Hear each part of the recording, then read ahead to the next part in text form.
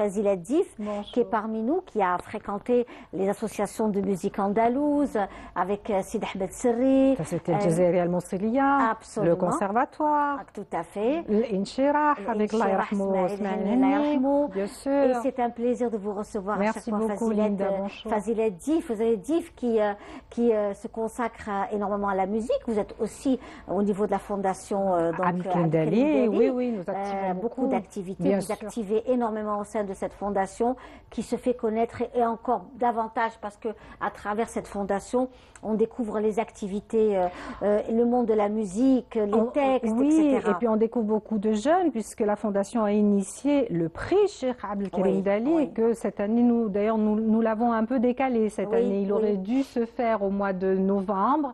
Et en raison de tout ce qui se passe, de la pandémie et de différentes autres choses, nous avons choisi de le décaler au mois de février. Donc la 3e édition du prix Abdel Karim Dali aura lieu du 21 au 25 février 2022. Inch'Allah. Alors avec vous justement, chère amie, chère Fazilet. Oui, Linda. On voulait absolument que vous soyez, parce que nous savons que vous avez animé une conférence, vous avez rendu hommage à toutes ces femmes, à ces femmes musiciennes, souvent méconnues du grand public. On met en avant peut-être la chanteuse, vraiment. Le plus souvent, oui. Hein, donc ça, c'est important. Et on a souvent oublié toutes ces musiciennes qui l'entourent, que ce soit dans cette ambiance de Msama, de Fqayret, Benoutet, Meddahat, Terbeht el-Khalet, donc toutes, et puis aussi dans la région de l'Imzad, dans le Tindé, dans toutes ces musiques du sud algérien, où la femme, sauf pour l'Imzad, parce que l'Imzad est un instrument qui se joue que par les femmes. Qui ne se joue que par les femmes, c'est assez spécifique. Et qui est assez spécifique, n'est-ce pas? Donc et d'ailleurs, on a failli perdre un petit peu la pratique de ce bel instrument. Heureusement qu'on a pu la récupérer. Oui, absolument. Patrimoine universel. Alors, le retour de cet hymne à la femme, et notamment le travail que vous avez fait. D'abord, pourquoi vous vous êtes intéressé à ces femmes musiciennes? Pourquoi est-ce que vous êtes revenu à un temps, à un passé assez quand même lointain, et vous vous êtes intéressé vraiment à ces musiciennes, pas aux chanteuses, mais aux musiciennes? Les chanteuses, honnêtement, avec toutes les jolies voix qu'elles ont, ne sont, je vais le dire, ne sont pas particulièrement pour le moment mon sujet d'intérêt. Les musiciennes, parce que peut-être que souvent, récemment du moins, quand on se rend compte, quand on est dans un orchestre de musique andalouse, moi je parle toujours de la musique andalouse puisque j'ai été formée là-dedans et tout, et je parlais récemment avec des jeunes filles qui sont de formidables musiciennes et qui me disaient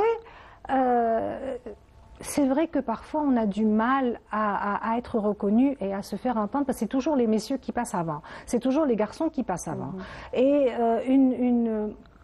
une bonne violoniste ou une bonne houada, elle va devoir être 2 fois, 3 fois, 4 fois meilleure qu'un garçon pour qu'elle apparaisse davantage. Et est-ce que c'est notre société? Est-ce que c'est notre subconscient? Je ne sais pas.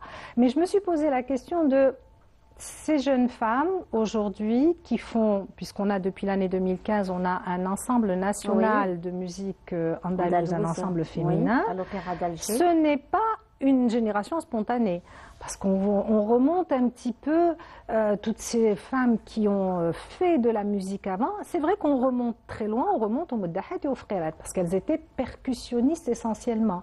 Elles accompagnaient... mais Fazilet, ces chants étaient d'abord des chants religieux. Des chants religieux, c'est ce que j'allais vous dire. Elles accompagnaient essentiellement les célébrations religieuses, les visites au tombeau des saints. Elles faisaient partie des rituels agraire, elle faisait partie des soirées qui se faisaient quand même à l'époque pour le Mawlid al-Nabawi, ce genre de choses. Mais ça a toujours été des prestations féminines pour des milieux féminins, des auditoires féminins. De l'ancienne époque, une femme ne se présentait pas sur une scène publique. Ça, il n'en était pas question. Et donc, ces Meddahat et ces Fqayret, on arrive à retracer leur existence assez loin dans l'histoire, puisque une étude m'a permis de lire aussi que déjà au XVIIIe siècle, vers le 1786, c'était la date du décès d'une dame qui s'appelait Nafissa Al-Meddaha. Elle vivait à Alger. Elle a été, c'est quand elle est décédée que l'administration de l'époque faisait ce que on enregistrait le décès d'une personne et puis le métier était indiqué parce que c'était une activité économique. Elle est enregistrée comme étant chanteuse, jouant du tambour dans les noces et dans d'autres cérémonies. Elle est décédée en 1786, donc je ne sais pas trop quel âge elle pouvait avoir à l'époque, ce n'est pas indiqué. Mais elles étaient déjà là. En même temps qu'elle, il y a aussi une autre dame qui est répertoriée comme Fatma Al-Kamanja. C'est des personnes on leur a attribué le nom. On lui a attribué le surnom en fonction de l'instrument dont elle jouait. Et ce sont des informations que je retrouve dans une publication du CNRS. C'est Alger vers la ville d'Alger à la fin du XVIIIe siècle. Mais autre que ça, les frères, on les trouve, et les meddahat, on les trouve dans toutes les zones du pays. L'appellation est différente selon qu'on est à l'est ou à l'ouest. On dit meddahat, c'est pour l'ouest.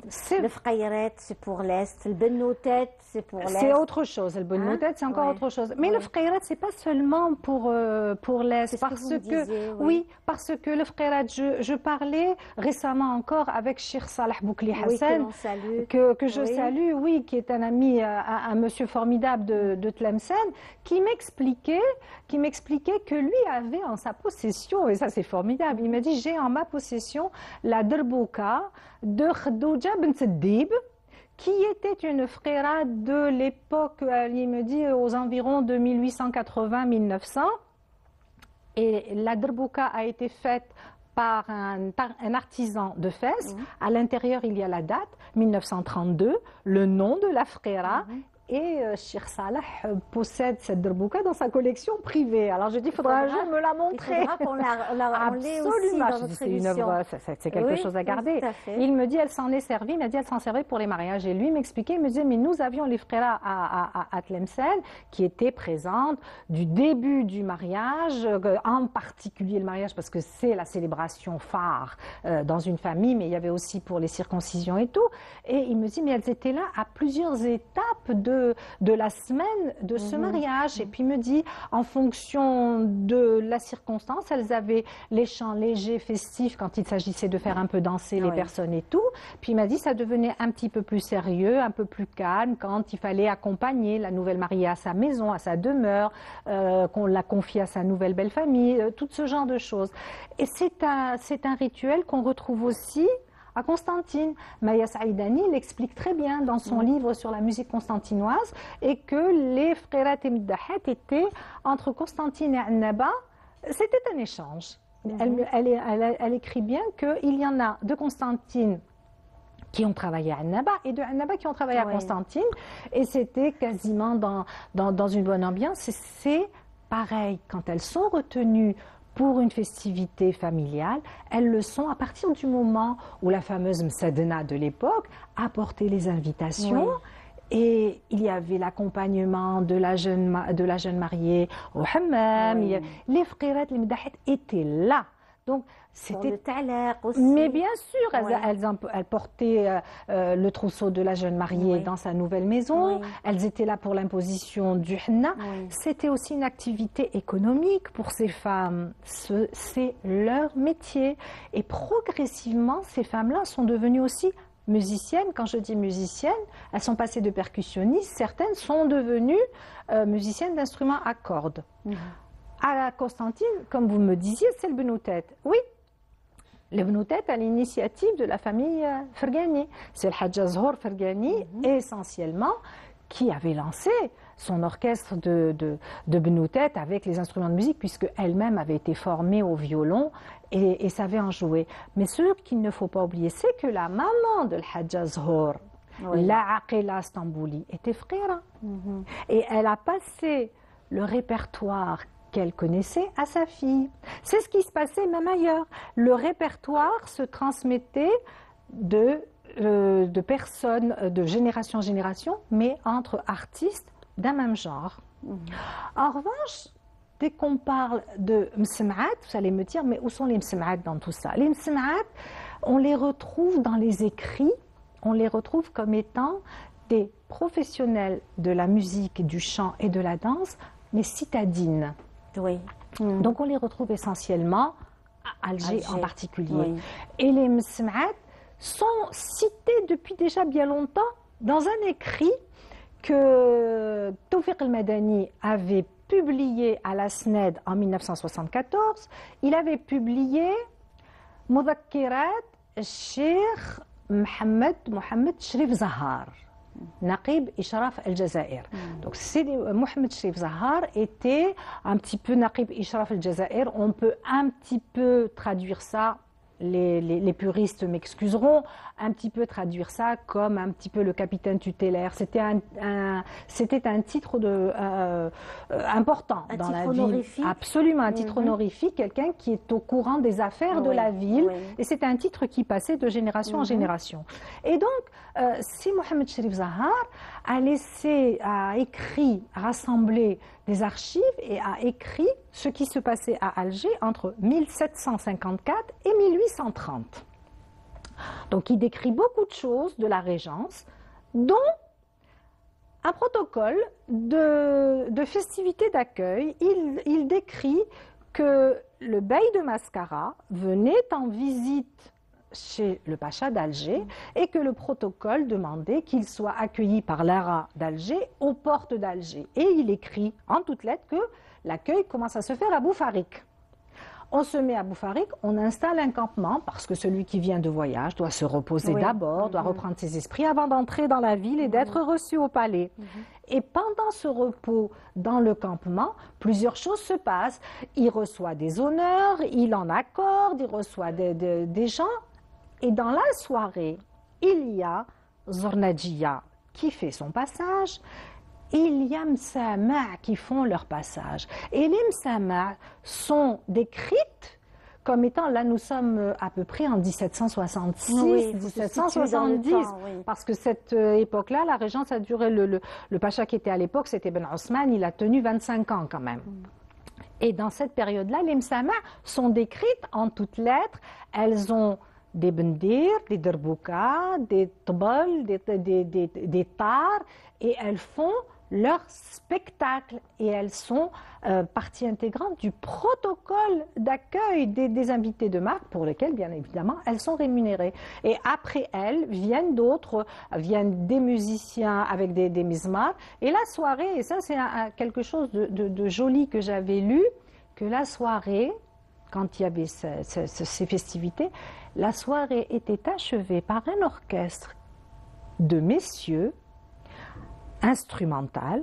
On cite el-oud, on cite el-kouitra, on cite el-rebab et on parle de ashab el-ala el-jazairiya. Et on explique ce que c'est, c'était ceux qui jouaient de la musique andalouse. Donc ce sont de très vieilles traditions. C'est ensuite que nous avons d'autres musiciennes qui prennent le relais. Nous en avions qui étaient décrites dans les récits d'une dame, nous avions déjà parlé de ça, la dame britannique qui avait assisté à des festivités au palais. Un mariage.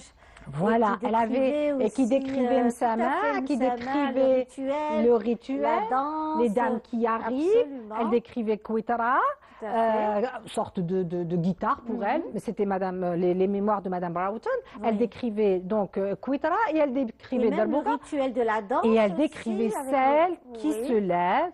Et puis, qui prend un petit foulard par-ci, un petit foulard par-là, et en avant. Donc, c'est ancien. Les musiciennes d'aujourd'hui, oui, c'est très bien. Mais c'est bien de voir d'où nous venons. D'où nous venons. Et parce qu'on a toujours l'impression que c'est récent. Mais non, mais pas du tout. On a toujours l'impression que c'est quelque chose de très récent. Le monde de la musique au féminin, les groupes et les troupes. Elles ont toujours été là. Elles ont toujours été là. Et quand on est là à Alger à regarder Fadela Ziria, Mariam Fekaitou, mais attendez, ça c'est très récent.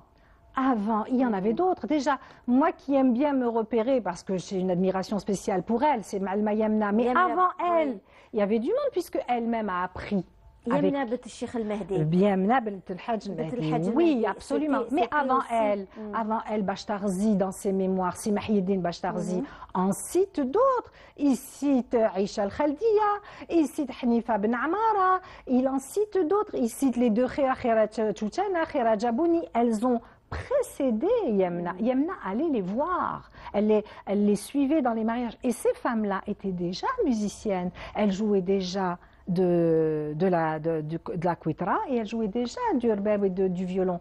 Et Yamna n'a fait que, elle a repris, elle a continué, avec la différence c'est que elle a appris la langue arabe, elle a voulu apprendre à lire et à écrire, ce qui n'était pas toutes les femmes. Et ensuite, après elle, il y en a eu d'autres, évidemment. On va y revenir dans quelques instants aussi avec vous. Le débat est passionnant, toujours, avec j'aime tellement ce sujet. Et c'est un sujet très, très intéressant parce qu'en fait, il nous oriente aussi vers l'évolution des choses, vers une certaine modernité. Et la présence de la femme dans les espaces publics, c'est aussi vraiment très, très... C'est arrivé avec Yamna. C'est elle qui a fait la coupure, c'est elle qui a osé se présenter devant un public de messieurs. Et à partir de là, les choses ont changé.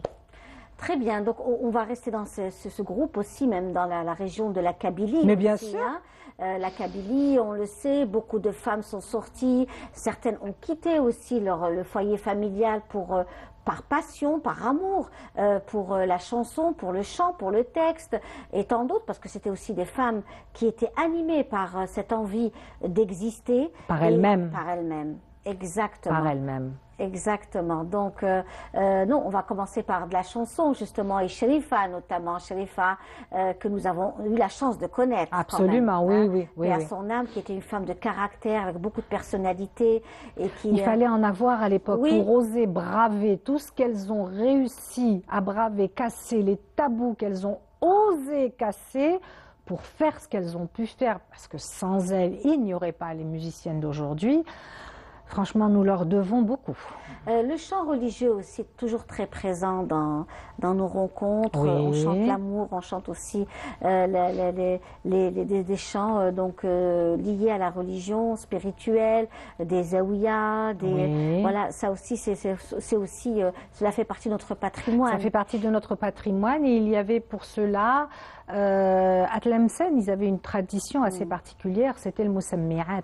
C'est pas le Moussammi'at, c'était el Moussammi'at qui se retrouvait dans les Jama'a, dans les Jama'at du vendredi, dans les Jama'at du Jama'a. Un jour de Jama'a. Voilà, un jour de Jama'a. Voilà. Et ce sont des chants religieux essentiellement, et parmi elles, il fallait bien que quelqu'un dirige les chorales et tout, c'est une muqaddima. Donc c'est celle qui connaît plus le répertoire, qui a plus les mélodies, qui a plus la voix, qui devient la chef de groupe. On a vraiment illustrer ce que vous disiez, hein, Fazilet Dif, par rapport à ces femmes, que ce soit pour le chant, la tenue traditionnelle, les instruments de musique, la qa'da en elle-même. Donc, il y a tout cela dans cet hommage à Sherifa cet après-midi. C'est vrai, c'est tout un cérémonial, c'est toute une pratique ancestrale, parce que c'est très vieux comme pratique, quelles que soient les régions du pays. C'est la chance que nous avons quand même en Algérie. Nous avons plusieurs régions qui ont chacune leur musique, chacune leur tenue vestimentaire et tout, donc c'est une richesse extraordinaire. Oui. Alors pour revenir à toutes ces femmes, l'évolution de la vie a fait que l'évolution a fait que ça. Absolument. Après il y a eu Taitma qui est devenue musicienne, qui était, je vous dis, elle était d'abord frère, ensuite elle s'est formée en musique andalouse, elle est devenue Chicha. Il y a eu Mriem Fekay, il y a eu Fadela Ziria, et puis nous venons dans le temps, nous venons et puis nous aboutissons aux femmes que nous connaissons encore, et je rends hommage à Salima Madini. Salima Madini qui est entrée au conservatoire en 1949 et qui est restée mine de rien 50 ans. Elle me le disait elle-même, elle dit j'ai quand même fait 50 ans entre ma formation et l'enseignement, c'est beaucoup, c'est quasiment la doyenne. Salima était là pour accompagner Mahieddine Bachtarzi. Elle a rejoint le conservatoire à la fin des années 40. 49 elle est rentrée, en 49 elle est entrée au conservatoire. Elle était chez Cécile Barati. Elle a été élève de Abdelkrim Dali, chez qui elle a eu une médaille. Ensuite, elle a rejoint la classe de Mohamed Fkharji. Elle a fait partie du premier festival de musique andalouse en 1967. Date particulière. Elle a accompagné, elle était la pianiste de Mahidine Bachtarzi quand il est passé au festival en 1967. C'était quand même pas rien. Et puis de là, toutes les jeunes filles sont entrées sur scène, puisque justement, à ce premier festival, j'aime bien y revenir, mais à ce premier festival de musique andalouse, le Conservatoire d'Alger s'est présenté sous la direction d'Abdelrazak Fkharji avec des demoiselles dans l'orchestre. El Jazairiya Al Moussiliya, qui était à l'époque sous la présidence de Sidi Ali Ben Marabat Allah yarhamou, et sous la direction de l'orchestre était confié à Hamidou Jaïdir, Houagan Allah yarhamou, ils sont malheureusement tous partis, et il y avait des jeunes filles qui ne faisaient pas tapisserie puisqu'elles étaient musiciennes.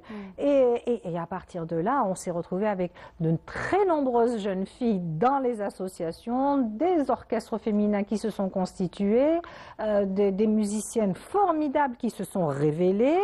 Et là maintenant, nous avons l'ensemble national féminin de musique andalouse. Nous avons des musiciennes magnifiques. Je ne peux pas ne pas la nommer. Nous avons Saliha Ould Moussa, que j'adore dans sa façon de jouer le oud.